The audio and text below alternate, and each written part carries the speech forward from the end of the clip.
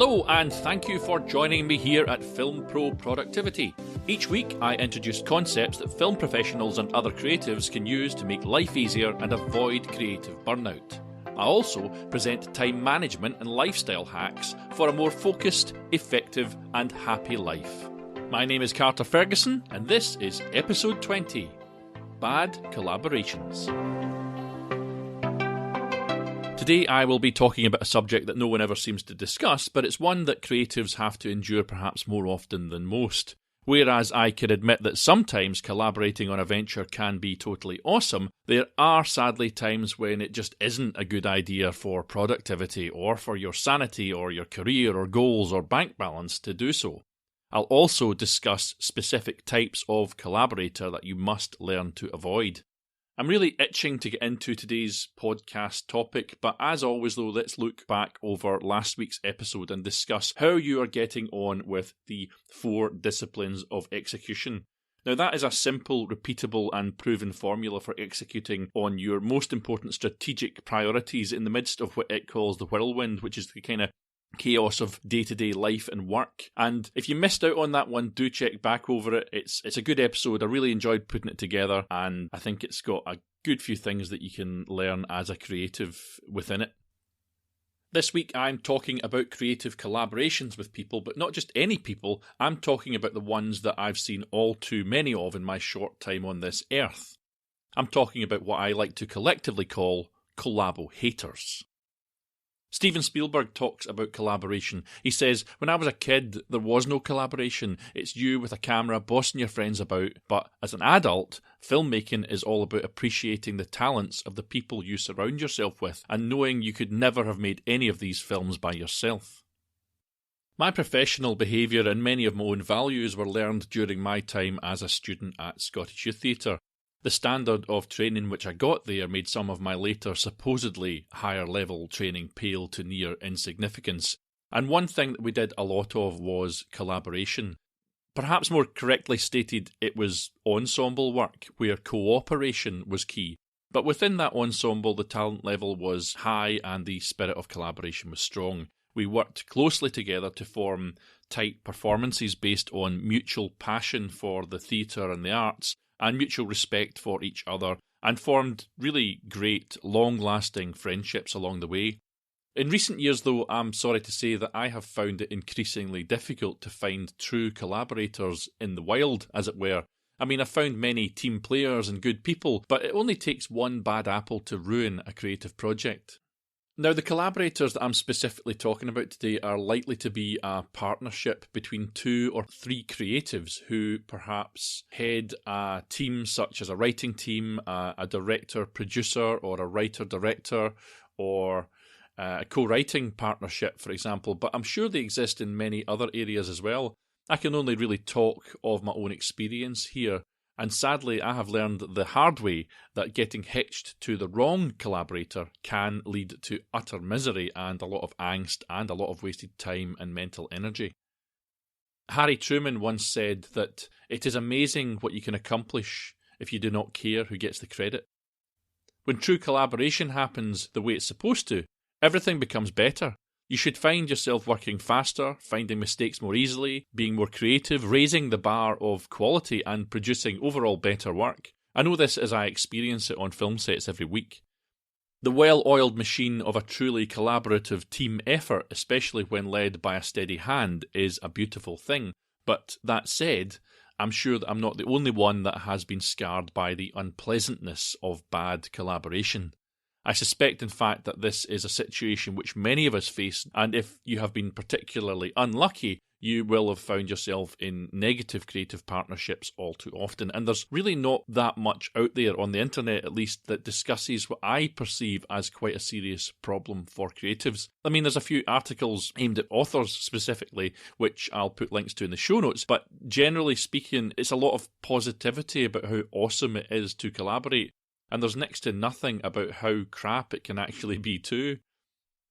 I've got the beginnings here of an identification system for recognising useless, flaky, untrustworthy or plain dangerous collaborators, or as I coin them here, collabo-haters. Laughs quietly to himself at his own hilarity. And I'm doing an episode on it as I need you to watch out for these types of people. They will destroy your creative projects, and they will break your heart, dissipate your passion, and wear down your soul if you let them. So here's a few archetypes of bad collaborator. These can stand alone, or in their worst and sadly more common incarnations will be a combination of more than one type. And by far the most common type that I have come across is the hijacker. The hijacker, you see, is the supposed collaborator that sooner or later tries to assume ownership, in part or all, over your creative ideas or project. And I feel like I'm the first person to raise the topic of hijackers in creative work like filmmaking. I really don't understand why more people haven't noticed it happen. I'm wondering if I'm just really unlucky and I've just hit these people more often than most. But to get into it, the lowest level for me of hijacker, to put a name to it for this podcast's sake, is the low-level hijacker. That's the person who will try to invite themselves onto your project without you actually asking them. For example, you say, I'm doing this wee film about such and such, and that then becomes them responding, oh, we should do this. And you're like, whoa there, whoa, we? That's the sort of person, by the way, that somewhere down the line, after you've shot it without them, will be overheard in the pub telling someone else how they came up with the idea. But that said, they'll never usually try to take on a larger hijack, as it's just lies. I should perhaps have referred to them as the bullshitter, but you certainly don't want to get into a collaboration with one of them either. Another low-level hijack might happen with someone further down the line in meetings, when a team member tries to shift the direction of a meeting in a direction that suits them and won't allow it to get back on track.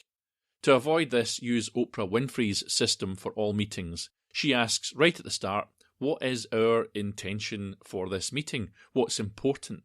What matters? And with that bookend in place, a meeting can be kept on target, and a low-level hijacking attempt to sidetrack the agenda can be kept at bay. So that's what I call, for the purposes of this podcast, a low-level hijacker. Now, a mid-tier hijacker might manifest as a daily crew member, for example, visiting set, who has a skill. I've seen it in a camera operator who had decided they knew better than anyone else and just wouldn't shoot what they were asked to do. I see these types quite often on either low or no budget projects or on bigger budget films where perhaps you've got a first-time director. For me, when it happened, I let it slip at first as I thought, this guy really knows what he's talking about. And as I have a sort of brilliance versus pain in the ass system which I apply when I'm working with people, I figured he acts like he knows what he's on about. He acts brilliant. Maybe he is. But when that brilliance scale tips into the pain in the ass area, you really need to be wary. And sadly, with this camera operator I'm talking about, when I saw his work in the edit, it just wasn't that good at all. And I realised I should probably have pushed back a little more and made him shoot what he was asked to do. A daily helper doesn't have a long invested interest in what you are doing, you see, not usually. And some people like to come in and save the day, as it were, and then move off again. Sadly, like with the low-tier hijacker, the only guarantee in their work is that they will be telling other people how they saved you in the time they were on set when they hit the pub later that day.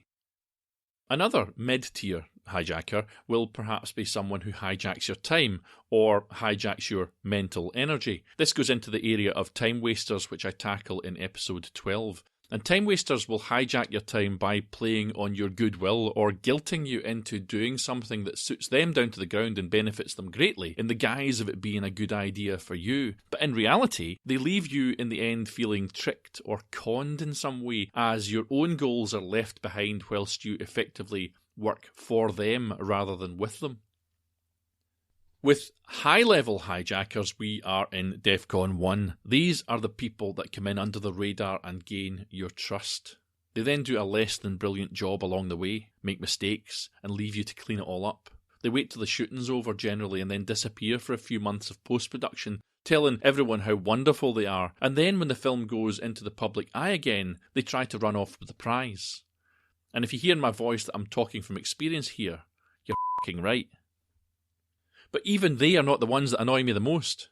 Those are dangerous people, but the hijacker I detest most of all is the one that steals your voice or your reputation to use it for their own ends. I once had an armourer call me and ask me who someone was that had used my name to try and hire, wait for it, AK-47s for a job. I swear to God, I had no clue who that person was. Turned out to be an extra. I'm just glad that the job they were looking to hire weapons for wasn't a bank job. Someone else, by the way, inferred that I was a producer on their film and actually succeeded in borrowing 2 action vehicles in my name. I get called by the person that had loaned them whilst he was on set, who said, "Who the hell is this asshole?" And I totally swear, I'd never met them. I did know who he was, however, but only by reputation, and it was a bad reputation. This guy had used images from a big show at Stirling Castle, which I'd spent 3 months doing fight direction on, in a document he'd sent out saying that he was a stuntman. He wasn't a stuntman, and he had nothing to do with that Stirling Castle event whatsoever. You'll get people like that try to attach your name to film productions and development, and even use your resume to gain trust until they get what they want, and then they turn around and they burn you. That is if you've agreed to let them use your information in the first place. But they'll say in the end that they got there on their own merit, and then you'll get sidelined. These people exist, and I really, really dislike them. So that's the hijacker in general, and I'm sure there's more examples out there. But there are other types of collabo-hater too. I got a bit of feedback on Twitter for this section, and I won't name names as I don't want to get them into trouble, but the first one that came up was the flake. That's the collaborator that just turns into a loon and embarrasses you in front of a client or your crew or just in general, and you find yourself inching away from them literally and figuratively. These people rear their ugly heads only once other people start interacting with them, and you realise that either they have no people skills at all, or they are just plain rude and disrespectful. I really, really hate seeing people treated with disrespect, and it immediately turns me off any collaboration. I don't like being embarrassed or finding myself having to apologise for someone who appears to represent me. I've been lucky in this field as I've not got into bed, as it were, with too many flakes. The unprepared is another collabo-hater that came up in the Twitter discussion about the topic, and that's the person that turns up on the day when it's all important that everyone is on the ball, and you discover that they haven't listened at the meetings, haven't read the script, or even charged their batteries or prepared in any way whatsoever, and these collabo-haters are really very common. I usually find that this is some guy or gal that's got it into their mind that they are somehow doing me a favour, in brackets, favour, question mark. They're usually late too, by the way. I had this happen on a film of mine. It was quite a big deal, this film, and everyone was getting paid, but this one guy somehow missed that tiny detail and called to say that he was going to be late. In his mind, it was just some unimportant short film or something, and when he arrived, he came into a situation where I had some 40 cast and crew and a full dressed location set before he realised that it was a serious shoot. He actually said, I didn't realise it was going to be like this, and I was thinking, so when you thought it was going to be a pishy wee film, you were going to just give it your least possible effort? Believe me, you never want anyone on set that has it in their mind that they're doing you a favour, because when they let you down, they're doing you no favours whatsoever. As I work through this list, I'll just remind you that I'm largely talking about lead collaborators or partnerships. I'm aware that this is another long episode, so I thought I should just jump in here and remind you. But the next collabo-hater I'm going to talk about is the cherry picker. This one is self-explanatory perhaps, but the cherry picker wheedles their way through a production, sometimes working really quite hard, but leaving all the jobs that they are disinterested in to their collaborators. Cherry pickers need to be identified and dealt with as soon as possible. But that said, I'm going to qualify this one, as you may actually find that you match quite well with a cherry picker. I've seen awesome collaborations between people who enjoy the admin side of what they're doing and those who love the creative. I raise it here as a problem collaboration, as if you've got two people that really have the same skill set, it can be very disheartening for the one left to pick up the difficult and less engaging jobs within that partnership. And in that situation, ultimately, it'll fail. Next, the sideliner is like a substrata of the hijacker and will start cutting you out of communications and make arrangements behind your back. And these people think they're very clever, by the way, and if you let them get away with it, they'll start to become martyrs, telling everyone who asks that without them, the production would have fallen apart. I've felt a bit like this myself sometimes, but I think I've got over it now. But I cut these people off as soon as it becomes clear that I'm becoming a glorified secretary and not an equal collaborator. This happened to me on a project in development on which I'd become producer. After about 2 weeks, I was finding out stuff that I should have been aware of from the start, and I got dropped right in it in an important meeting. After that, and a third strike where this guy was just plain disrespectful, I dropped him like a hot potato and sent him a list of production coordinators instead. I was on board as a creative and active producer, but he, it turns out, did not want me to influence the project in any creative way. So when I left, his project died because these people need fools about them that will do the hard work so that they can play the part of cherry picker that I mentioned a minute ago. And the last collaborator I have on my long list is the copycat. And that's the person or organisation sometimes that will steal your blueprint. I've had it happen to me on numerous occasions, and this is a really hard one to spot. I've had this really very specifically with a college in Scotland who had me come in and do fight workshops with them. And I noticed, actually, do you know what? I had this happen with 2 colleges, and they both did the same thing, and stupidly, I fell for it twice. But they had their own lecturers sitting on my workshop. When my workshop's taken it maybe took 10 years to get as good as it is now, and they had their own lecturers sitting, and both colleges, no word of a lie, didn't hire me the next time and got those lecturers to do the fight workshop instead. Like, someone who sat in a workshop once will really know how and why I do things as a fight guy. Absolutely mental. But it's not about safety with them, it's about cutting costs. But I digress. These copycats will come on board to work with you, but sometimes as early as the next week, you'll see them using your templates or running a similar workshop, for example. My cousin's a painter and decorator as well, and he has this with his apprentices. I mean, everyone has to learn somewhere, right? But I tell you what I notice these days, some people just want a fast track to the top. They do not want to do the hard work and gain the experience. They want to have it now. At least once a month I'll get an email from Fight Director or through fightdirector.com basically saying, I want your job. Please teach me for free and I'll come to set and help you. Now, I've not asked them to come to set, but you'll probably recognise that one as the unwelcome guest. Look, I could easily go on here, but I'm going to leave it at that. These are just a few examples of the sort of collabo-haters that are lurking in the creative world. And you may find your own unique breeds are out there too, but how do you deal with them? There's an old business concept that says that you should hire slow and fire fast, that you should take your time when bringing someone into your organisation, and if it's not working out, let that person go quickly. It's not that simple really in real life, I've found, but it's really worth considering. I want to temper that advice a little though by saying that if you wait too long to consider, all the best people might be taken. So what is the solution? Finding out too late that you're working with a bad collaborator is absolutely awful. No other way to put it. But you needn't do, as I have done all too often, throw in the towel and shut it down. There's no one best solution, but a good first step is to try talking honestly, respectfully, and directly with the problem collaborator about the issue.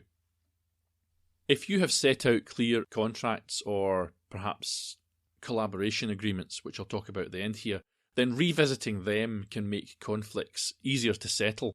The goal of your conversation might be to gently inform your collaborator that things are straining, as they might not even be aware of it, in fact.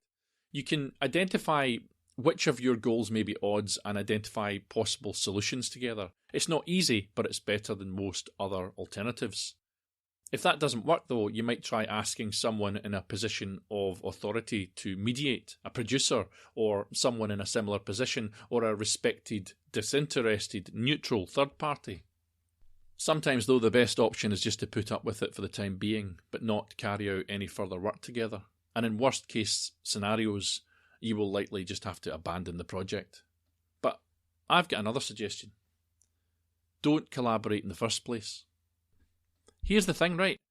The first line of defence against getting hitched to the wrong collaborator is to ask yourself, do I actually want to have a collaborator? You should really ask yourself, do you even need a collaborator? I know so many creatives that make the major mistake of inviting people to collaborate on a project without ever thinking it through. They're so keen to tell people about their grand ideas and brilliant story and get people involved in their next big scheme that they end up sharing it out and promising roles in it and crew jobs when it comes to shoot. And that's just a really, really bad way to go. If you're doing that and then you try to raise finance, say, on that project, and the finance comes, but you've got to cast such and such a person in it, you're going to have to go back and undo these promises that you offer to random actors you've met in the street or whatever. So just don't do that. It's really, really bad behaviour. So you need to learn to develop what I'd call a habit of care and stop this behaviour. It's just as important sometimes to learn not only when to speak up, but when not to speak at all. I also know creatives that, especially when they're putting something together, and I've done it myself too, who will invite someone on board that really doesn't have the skills or the drive or the standards or the talent sometimes, or if they do have those things, they'll be invited on to help not because they are needed, but really just to make the writer or whatever feel better about what they are doing. This, though, is a fast track to collabo-hating, because when that person lets you down or disagrees with you and derails your project, they'll still have their name attached to it. And you won't be able to get rid of them. If you invite someone on to co-write with you, for example, and you eventually sell that script, and you know in your heart that you did all the work, you'll still have to give away half the earnings to them, just to make you feel better because you got a bit scared or lost faith in yourself in the early days. You didn't need a collaborator to share everything with. What you actually needed was advice. You could have talked to a friend, you could have paid a script doctor or another professional, you could have done anything other than pull in someone that wasn't fully behind what you were doing and signed away half the project. I get approached by folk all the time, and I know I keep saying this, but it happens all the time, asking me to read their scripts and inviting me on to produce or direct. And in all honesty, I don't have the time anyway, but what I say to them is this: you don't want me to take your script or idea and work with you to take it further, unless you want to pay me to do it, of course, and then I'll be invested a bit more in it. To which they'll be like, what? But I'm a creative genius and I'm gifting you this opportunity. But I'll still say, you really want to lead that one yourself. Take it as far as you can yourself and then bring people in. Because most people will not be as passionate about your story as you will. And people don't like to hear it. But I'm doing them a favour, believe me. I know people that have actually fallen out with me over this advice. And you know what? It does bother me a little, but I stand by it. So with all that said, somewhere along the way you're going to decide, yes, I do need a collaborator on this one. So how do you find the right one? Well, for a start, you look out for all the negative things that I've already mentioned here. You spot those signs and you avoid those people. Then you utilise that habit of care I mentioned and you choose very carefully. Check them out. Ask others who've worked with them what they're like. It's then that you might find out that they constantly miss deadlines, for example, or that they act like they know what they're doing, but they really don't. You find out that, though titled as editor or writer or director or whatever, that someone else pulled them through it. And you know, I find this with recent grads who might even have won awards for the films, and then you work with them and you're like, you didn't really do that film on your own, because and you find out that really their lecturer helped them through it. It does happen all the time. It's a very, very odd thing. It's something I still find hard to grasp, but I've become very aware of it because I've burned my fingers. But you might also discover through research that they don't listen to feedback or are always going to go with their own ideas over yours is a common one. Sometimes you'll find that some of them are all take and no give, or that they're terrible communicators, and it's amazing what you can discover with a little bit of a background check. And if you're getting into bed with someone, creatively speaking, you really want to know if they are going to pull their weight. And when you've checked all this and you both think you have found the right partner, then you do the right thing and you sign a prenup. Yes, I'm going to wrap all of this up with collaboration agreements. And to sweeten the deal for you, I'm going to include my own collaboration agreement for free download within the show notes. Now, a collaboration agreement is like a prenup. It sets out what will happen if one or the other of you lets the other down and locks you together so you have a commitment to each other when you sign it. It sets out the terms in full with dates and timescales and credits and fees, etc. And if you find that one or the other of you is not really willing to give up titles or whatever when things get real like this and they have to sign something, then you find out well before you get into bed with a collabo hater. To sum up, please remember that when everyone is not equally invested in an overall purpose and goal, things start to fall apart fast. Collaboration sometimes is just not a good idea. I set out into my career very much as a collaborator, and I still enjoy the spirit of collaboration in all that I do. But I say the spirit of collaboration quite specifically, as actually I no longer seek true collaboration unless it is with truly brilliant people. Take my advice, by the way, and try to only work with brilliant people. My best collaborations in recent years have been with Brian Larkin, who is so much better than I am at so many things. But our skills are complementary with each other, and when we work together, the whole is better than the separate parts. Collaboration can be awesome. Just be careful that in any collaboration that you find yourself in, that you've not accidentally become the collabo hater yourself. Today's call to action is not directly related to the content of the show. It's simply to say, please spread the word. The more people I have listening, the more confidence I think I have in what I'm presenting to you. And I'm really trying to pull out all the stops with some useful information. I know this has been a long episode, and the next one won't be anything like as long, but I put these things together with quite a lot of effort because I'm really, really determined to solve some problems for some of you out there. And as I say, the more people that listen, the better I feel about what I'm doing. And there's probably a million collaboration quotes. There's probably not a million. There's probably 15 collaboration quotes out there that I could use, but I'm going to choose this one to finish it off. It's by the Indian spiritual master Amit Ray, who says that collaboration has no hierarchy. The sun collaborates with the soil to bring flowers on the earth. Next week, I'm going to be delving into the topic of procrastination, a classic in productivity terms, but one that really I've not dealt with directly. But for now, take control of your own destiny, keep on shooting, watch out for collabo haters, and join me next week on Film Pro Productivity.